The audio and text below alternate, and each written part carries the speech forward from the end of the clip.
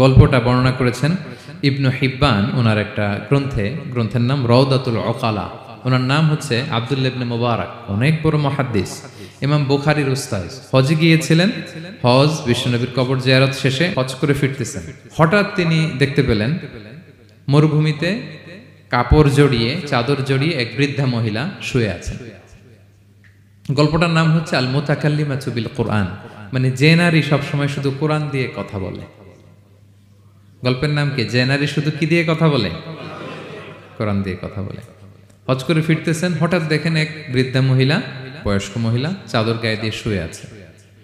তো এটা অনেক বড় একটা কনভারসেশন, আমি কনভারসেশনটা আপনাদেরকে শোনাই। উনি কাছে গেলেন, যে সালাম দিলেন, আসসালামু আলাইকুম রাহমাতুল্লাহ। সালামের উত্তরে বৃদ্ধা মহিলা স্বাভাবিকভাবে উত্তর না দিয়ে একটা কোরআনের আয়াত তেলাওয়াত করলেন। তিনি তেলাওয়াত করলেন, সালামুন কাওলাম মির রাব্বির রহিম, মানে দয়াময় প্রতিপালক আল্লাহর পক্ষ থেকে তোমার প্রতিও সালাম। এটা একটা কোরআনের আয়াত, কিন্তু এটা দিয়ে উত্তর হয়ে যায় সালামের। কি বলেন?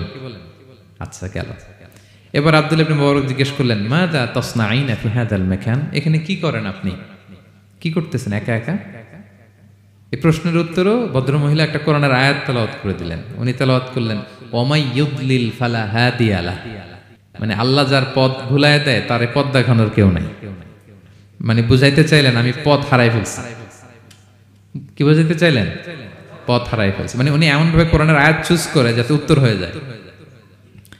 তো এবার উনি জিজ্ঞেস করলেন, আইনা তুরিদিন, তো পথ হারাই ফেলছেন তো বুঝলাম, আয়াত থেকে এটা বোঝা যায়, তো আপনি কোথায় যাচ্ছেন?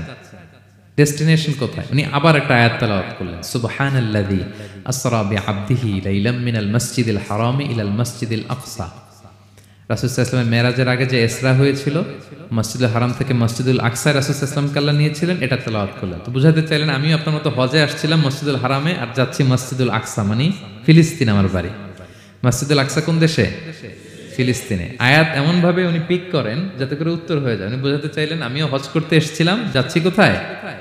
ফিলিস্তিন, মসজিদুল আকসা যে দেশে আছে। তো উনিও বুঝে গেলেন যে তাহলে আপনি মসজিদুল আকসায় যাচ্ছেন। তো এবার জিজ্ঞেস করলেন, আনতুম মুনযু কাম ফি হাযাল মাকান, তো এখানে একা একা পড়ে আছেন কয়দিন? আবার কোরআনের আয়াত, সালাসা লায়ালিন সাবিয়া, টানা 3 দিন 3 রাত এখানে আছে, এটা কোরআনের আয়াত একটা। আবার জিজ্ঞেস করলেন উনি, মা আরা মাআকি তাআমান তাআকুলিন, তো একা যে পড়ে আছেন আবার 3 দিন, তো আপনি খাচ্ছেন কি? বেঁচে আছেন কিভাবে? ভদ্রমহিলা আবার একটা আয়াত তেলাওয়াত করে দিলেন। তিনি পড়লেন, হুয়া ইউতঈমুনি ওয়া ইউসকিন, ইব্রাহিম আলাইহিস সালামের কথা, যে ওই আল্লাহ তাআলাই আমারে খাওয়ায়, আল্লাহই আমাকে পান করায়। আল্লাহ তাআলা ব্যবস্থা করেছেন আমার। তো এইবার উনি অবাক হচ্ছেন, আমি এত বড় মুহাদ্দিস আব্দুল্লাহ ইবনে মুবারক, ইমাম বুখারীর উস্তাদ, আমি স্বাভাবিকভাবে কথা বলি আর যাই প্রশ্ন করি একটা আয়াত তেলাওয়াত করে দেয় আর ওটা দিয়ে উত্তর হয়ে যায়। কি মহিলার সন্ধান পেলাম? তো উনি বলতেছে, ফাবি আইয়ি শাইইন তাতাওয়াদ্দাইন, 3 দিন যে এখানে আছেন মরুভূমির বালুর মধ্যে, ওযু করেন কিভাবে? উনি আবার একটা আয়াত তেলাওয়াত করলেন, ফা ইন লাম তাজিদু মাআন ফাতায়াম্মামু সাঈদান তাইয়্যিবা, মানে আল্লাহ এই আয়াতে বলেছেন যদি তোমরা পানি না পাও পবিত্র মাটি দিয়ে তায়াম্মুম করে নিও। তো বুঝাতে চাইলেন পানি নাই তো কি হয়েছে, বালু তো আছে, আমি তায়াম্মুম করে নামাজ পড়ি। আল্লাহু আকবার। এবার উনি বললেন, ইন্না মাইয়া তাআমান আলা তাকুলিন, আমার ব্যাগে তো কিছু খাবার আছে, আপনি কিছু খাবেন? আবার কোরআনের আয়াত, সুম্মা আতিম্মুস সিয়ামা ইলাল লাইল, আল্লাহ এক আয়াতে বলেছেন তোমরা রোজা ফজর থেকে শুরু করে সন্ধ্যা পর্যন্ত পূর্ণ করো। তো বুঝালেন আমি রোজা রাখছি। কি বুঝালেন? রোজা রেখেছি। এবার উনি একটু মাসালা খাটাইতে চাইলেন, ভাবলেন যে বুড়ি তুমি আমার সাথে শুধু কোরআন দিয়ে উত্তর দিচ্ছ, দাঁড়াও তোমাকে আমি আটকাইতেছি। উনি মাসালা খাটাইলেন যে ফাকুলতু লাহা লাইসা হাযা শাহরু রমাদান, তো রোজা রাখছেন মানে এটা তো রমজান মাস না, হজ করে ফিরতেছি আমরা জিলহজ মাসের শেষের দিক, কিসের রোজা? ওই মহিলা আবার একটা আয়াত তেলাওয়াত করলেন যে ওমান তাতাওয়া খায়রান ফা ইন্নাল্লাহা শাকিরুন আলিম, আমি রমজানের ফরজ রোজা তো রাখিনি, এখন আমি নফল রোজা রেখেছি। আয়াতের অর্থ হচ্ছে তোমরা নফল যা করো এগুলোর প্রতিদান আল্লাহ তোমাদের বুঝিয়ে দেবে। রমজান না ঠিক আছে জিলহজ, কিন্তু আমি কি রোজা রেখেছি? নফল রোজা। এইবার উনি ধরছেন মাসালা, এবার বলতেছে উবি হালান আল ইফতার ফি সফর, সফরে তো রোজা ভাঙা যায় আছে, রোজা তো ভাঙা যায়, খান একটু। এবার উনি কোরআন থেকে আবার তেলাওয়াত করলেন, ওয়া আনতা সুমু খায়রুল লাকুম ইন কুনতুম তা'লামুন, আল্লাহ যে আয়াতে বলেছেন যে সফরের রোজা ভাঙ্গা জায়েজ আছে, ওই আয়াতে শেষে আবার আল্লাহ বলছেন যদি রাখো সব বেশি পাবো। কেউ অসুস্থ হলে রোজা ভাঙবে, সফরের রোজা ভাঙবে। এই আয়াতের শেষে হচ্ছে ওয়া আনতা সুমু খায়রুল লাকুম ইন কুনতুম তা'লামুন, তবে রোজা যদি রাখো এটা ভালো যদি তোমরা বুঝতে। এবার উনি আর যাবে কোথায়, দিশেহারা হয়ে এবার জিজ্ঞেসই করে ফেলছে লিমাদা লা তুকাল্লিমিনি মিসলা মা উকাল্লিমুকি। আচ্ছা মা, এবার বলেন আমি আপনার সাথে যেভাবে কথা বলি আপনি এইভাবে কথা বলেন না কেন? কিছু জিজ্ঞেস করলে কোরআনের আয়াত বলেন কেন? আমি কথা বলতেছি আপনি আমার সাথে এভাবে কথা বলেন, কিছু জিজ্ঞেস করলে কোরআনের আয়াত কেন? এটার উত্তরে উনি আরেকটা কোরআনের আয়াত উনি পড়লেন, মা ইয়ালফিযু মিন কাওলিন ইল্লা লাদাইহি রাকীবুন আতীদ। আল্লাহ বলেছেন তোমরা মুখ দিয়ে যাই বের করো এটা লিখে রাখার জন্য দুই কাঁধে রাকীব আতীদ আছে, তুলে রাখে। তার মানে আমি যে তোমার সাথে কথা বলতেছি প্রত্যেকটাই তো রেকর্ডেড হয়, রেজিস্টার্ড হয়। সো এমন কিছু বলি যেটাতে সওয়াব হয়, যেটাতে ভুল না হয়। আল্লাহু আকবার, সুবহানাল্লাহ। কি নারী ছিল, কেমন নারী তিনি ছিলেন? কি পুরো ঘটনাটা শুনবেন? হ্যাঁ, শেষ করব ঘটনাটা। আচ্ছা, তো উনি অবাক হলেন যে কি মহিলা, এরকম মহিয়সী গরিয়সী নারীও পৃথিবীতে আছে। তো উনি বললেন ঠিক আছে মা, আপনি যেহেতু পথ হারাই ফেলছেন আমার উটটাকে আমি নিয়ে আসি। ফাহাল্লাকা আন আহমিলুকি আলা নাখাতি হাযিহি ফাতুদরিকিল কাফেলা, আমার উটটা নিয়ে আসি, উটে বসেন, আমি আপনাকে এগিয়ে দিয়ে কাফেলাতে যুক্ত করে দেই। আপনি কি রাজি আমার উটে বসবেন?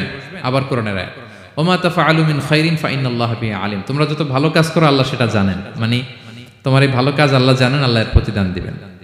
ক্বালা ফাআনাখতু নাখাতি, আমি উট বসালাম এবং বললাম ওঠেন। উনি যখন উঠতেছে আমি এভাবে তাকায় আছি। তা আমি যে তাকায় আছি উনি একটা আয়াত তেলাওয়াত করলেন যে কুল্লিল মুমিনিনা ইয়াগুদ্দু মিন আবসারিহিম। এর অর্থ হচ্ছে নবী হে মুমিনদেরকে বলুন তারা যেন পরনারী দেখে তাকায় না থাকে, চোখ যেন নিচে রাখে, তারা যেন চক্ষু অবনমিত করে। মানে বুঝাতে চাইলেন যে আমি তো বেগানা নারী, পরনারী, তা আমি উঠে উঠতেছি আপনি তাকায়। সে হয়তো তাকায় আছে যে বৃদ্ধা মহিলা উঠতে যদি কষ্ট হয় পড়ে যায়। তো উনি যখন দেখতেছেন তাকায় আছে, উনি বলতেছে কুল্লিল মুমিনিনা ইয়াগুদ্দু মিন আবসারিহিম, নবী হে বলুন বিশ্বাসীদের তারা যেন চোখ নিচের দিকে করে রাখে। তো উনি লজ্জা পেয়ে গেলেন। ফাগাদাততু বাসারি, আমি লজ্জায় চোখ নামালাম।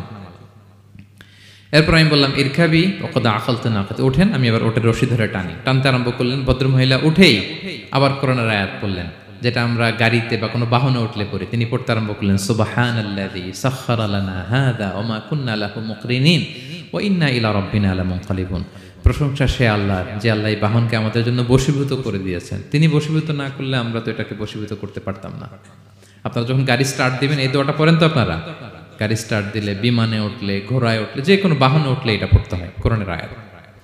তিনি বললেন আমি এবার উঠলাম, ওটের জিমাম ধরে টানতে লাগলাম আর একটু হই হই শব্দে ওট চালাতে লাগলাম যাতে করে তাড়াতাড়ি যাওয়া যায়। উনি কোরআনের আয়াত পড়লেন ওয়াকসিদ ফি মাশিক ওয়াগদুদ মিন সাউতিক, কোরআনের আয়াত। মানে তোমার চলার ক্ষেত্রে তুমি মধ্যম পন্থা অবলম্বন করো আর গলার সাউন্ডটা একটু ছোট করো। এটা কিন্তু লোকমান হাকিম তার ছেলেকে বলেছিলেন যে বাবা তুমি যখন হাঁটবে মধ্যম পন্থায় হাঁটবে আর শাউট করবে না, নয়েজ করবে না, কণ্ঠটাকে নিচু করবে। এই আয়াতটা উনি পড়ে দিলেন। মানে বুঝাতে চাইলেন আপনি হাজি মানুষ, হজ করে আসছেন, এইভাবে যাচ্ছেন কেন? আপনি স্লোলি যান। ফাজাআলতু আমশি রুয়াইদান ওয়া আতারান্নামু বিশ-শা'র, এরপর আমি আস্তে আস্তে যেতে লাগলাম আর কবিতা আবৃত্তি করতে লাগলাম। আরবদের অভ্যাস ছিল তারা শত শত লাইন কবিতা মুখস্থ পারত। দিনকে দিন মরুভূমিতে চড়তো আর কবিতা পড়তো।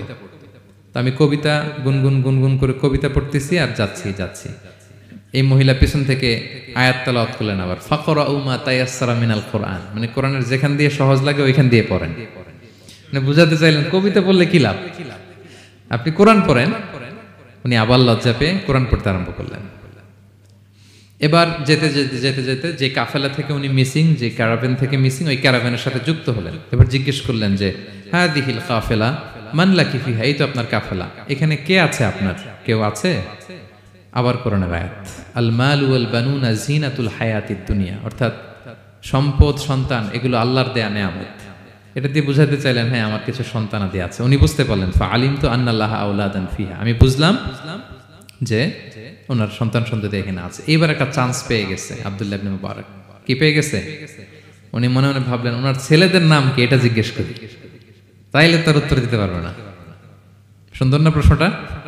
এবার উনি বলতেছে ফাকুলতু লাহা মা আসমাউ আওলাদিক, মা এবার একটু বলেন তো আপনার ছেলেগুলোর নাম কি? কে জিজ্ঞেস করলেন? এটা তো আর নান্টু বল্টু সল্টু তো আর কোরআনে পাওয়া যায় না। আমরা নাম রাখি কি সল্টু বল্টু, সল্টু বল্টু কোরআনে আছে নাই? তো উনি এবার চান্স নিলেন, এবার জিজ্ঞেস করি আপনার ছেলের নাম কি? এইবার আর উত্তর থাকবে না, অনেকক্ষণ আমার সাথে ইয়ে করছেন আপনি। তো জিজ্ঞেস করতেছে লাহা ওয়ামা আসমাউ আওলাদিক, আপনার ছেলেদের নাম কি একটু বলেন তো। এই প্রশ্নের উত্তরে উনি 3টা আয়াত তেলাওয়াত করছেন। এতক্ষণ তো একটা, এখন কয়টা? এখন 3 নম্বর গিয়ারে চালাইতেছে। উনি প্রথম আয়াত তেলাওয়াত করলেন ওয়াত্তাখাযাল্লাহু ইব্রাহিমা খলিলা, এরপরে বললেন ওয়াকাল্লামাল্লাহু মূসা তাকলিমা, সবশেষে বললেন ইয়া ইয়াহইয়া খুযিল কিতাবা বিকুওয়া। আল্লাহু আকবার। আমি ইব্রাহিমকে খলিল হিসেবে নিয়েছি, মুসাকে কালিমুল্লাহ বানিয়েছি, এবং ইয়াহইয়াকে বলেছি হে ইয়াহইয়া তুমি তাওরাত কিতাবকে শক্ত করে ধরো। তার মানে বুঝাতে চাইলেন আমার বড় ছেলের নাম ইব্রাহিম, পরের ছেলের নাম মুসা, ছোট ছেলের নাম ইয়াহইয়া। সুবহানাল্লাহ পড়বেন না? কি নারী ছিলেন! কোরআনের বাইরে যেন যাওয়া না লাগে, কোরআন থেকে ছেলেদের নাম চুজ করে রাখছেন। ছেলেদেরকে ডাকলে এই নামেই ডাকেন। এরপর ছেলেদেরকে ডাকলেন কোরআনের আয়াত পড়ে ফাবাআসু আহাদাকুম বিওয়ারিকিকুম হাযিহি ইলাল মাদিনাতি ফালইয়ানজুর আইয়ুহা আসকা তুআমান ফালইয়াতিকুম বিরিজকিম মিন। এটা সূরা কাহফের একটা আয়াত।